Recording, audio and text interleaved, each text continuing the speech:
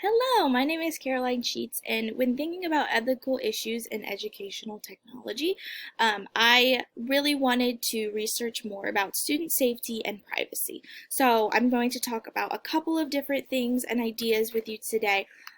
First being data security. Second being data ownership, so who owns the data that's collected. Third being informed consent, who gives consent, what is informed consent, and why is that so important when we talk about student safety and privacy. Four being data utilization, so what the data that's collected, how is that being used, right? Five being how can we strengthen student safety in regard to the use of educational technology, right? So how do we as educators ensure that students are being safe and their information is being protected? So first, just want to talk about the growth of educational technology.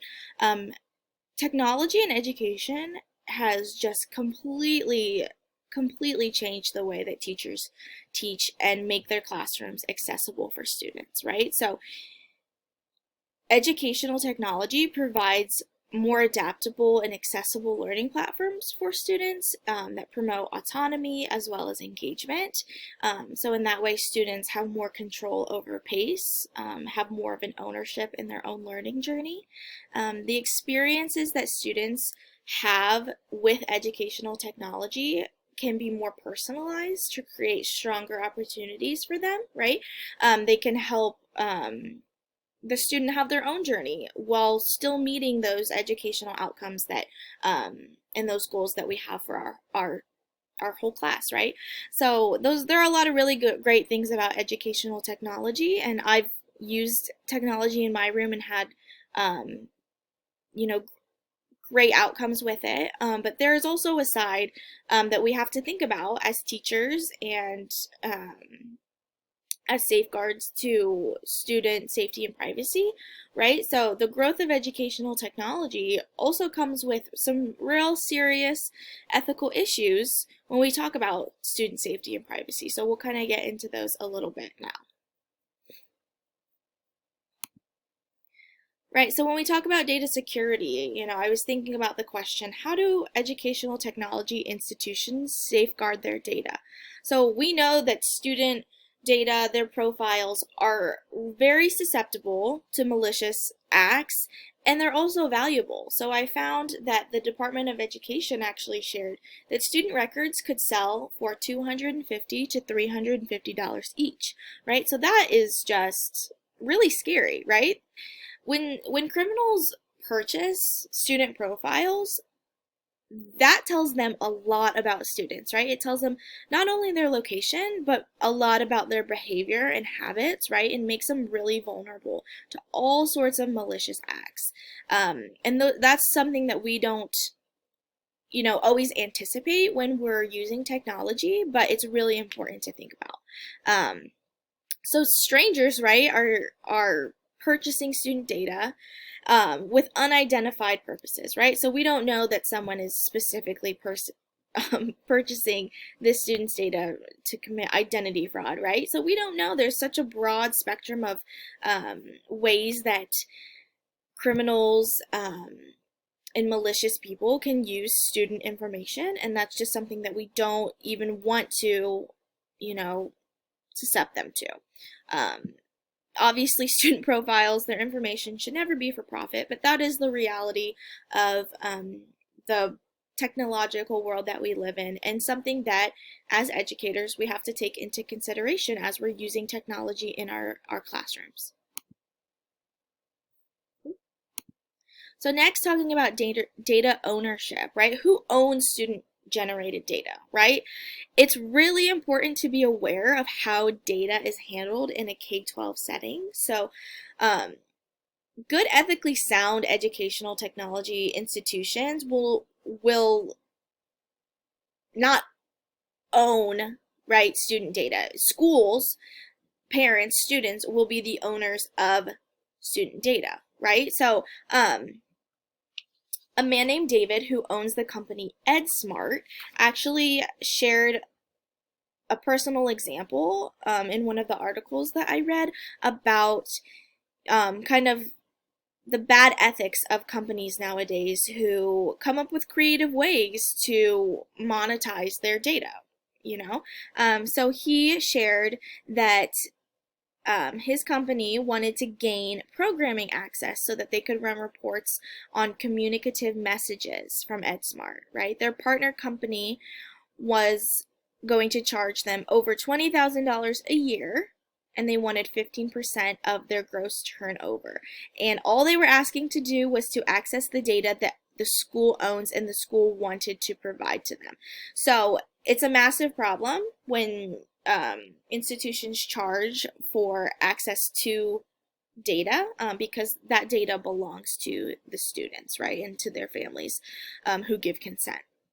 And so that quote there is kind of regarding that issue that he had, is that they're essentially castles with moats around them. They're like walled gardens, and them being educational technology companies who want to charge for their data. So it's really important that when we talk about partnering with an educational technology institution or using programs, that the school knows who has ownership over the data that's collected, and this allows for the school to be in control of student privacy.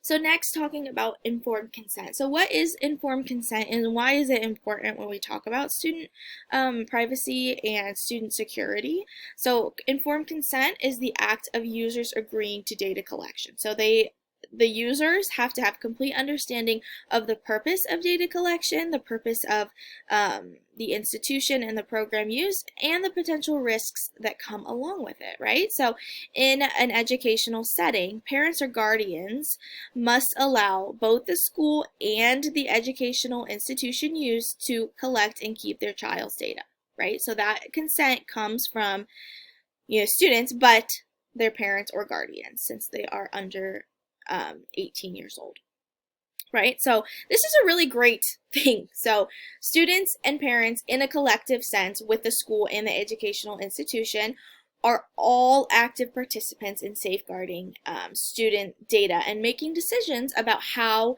it can be used and collected, right, and kept.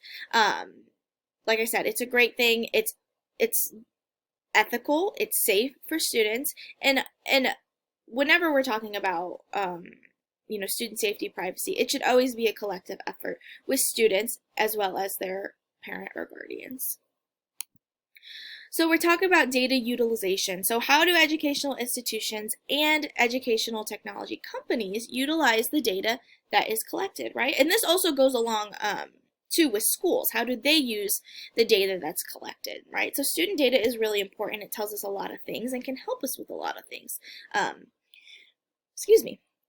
In terms of improving student instruction and their opportunities for success. So number one, personalized learning. So one of the most significant benefits that data-driven solutions have is the ability to tailor student learning, right? Make it more personalized for students, take into account their strengths, weaknesses, their preferred learning styles, in order to give them their best chance at success in the classroom.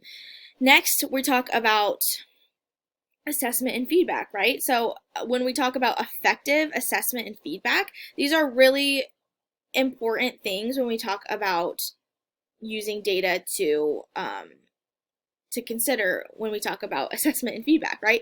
So when we collect student data, right, it helps us evaluate student performance. It helps us give effective feedback, and it also helps us, right, when we're working with parents as well. We can share that data with parents and help them see more clearly kind of student growth over the 9 weeks or the year or whatever it may be.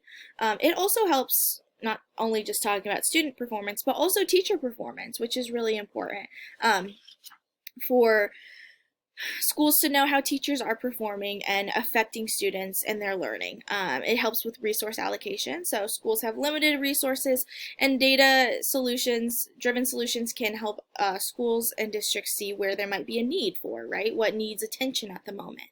It helps with Accountability and transparency, right? As we're working with our communities, our parents of students, it allows us to be transparent and share those findings that we have.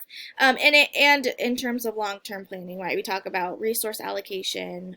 We can find trends and patterns in future enrollment and graduation rate and those sorts of things. So it's really important. There's a lot of information that is really important for districts to utilize in classrooms to utilize when we talk about student data. So how can we as educators strengthen student safety and privacy, right? Number one is transparency. So, right, being transparent in the data collection and how we're using it. So, sharing that information with parents when they come in for parent-teacher conferences is really important. Talking about consent with parents and being open about that conversation with parents as well. Second, talking about data collection limits. So something that you can do when you work with an educational technology company is to set limits on the data that is collected, right? So only the necessary data, right? And next is third-party assessments. So this is where a third party regularly assesses your educational technology providers to ensure that everything is ethical, data is privacy and safety is being practiced in the best way and those sorts of things. So some concluding notes. Educational technology is really exciting, right? But we have to balance innovation with ethical measures, right? And our job as educators is to put student safety and privacy first. So as we think about that, it's really important. So we have to work collaboratively to make use of educational opportunities while safeguarding our students. So thank you so much for listening. If you have any questions, comments, or ideas regarding the information I shared, I would love to hear it. And I look forward to watching all of your videos. Thank you. And here's my We're Excited page.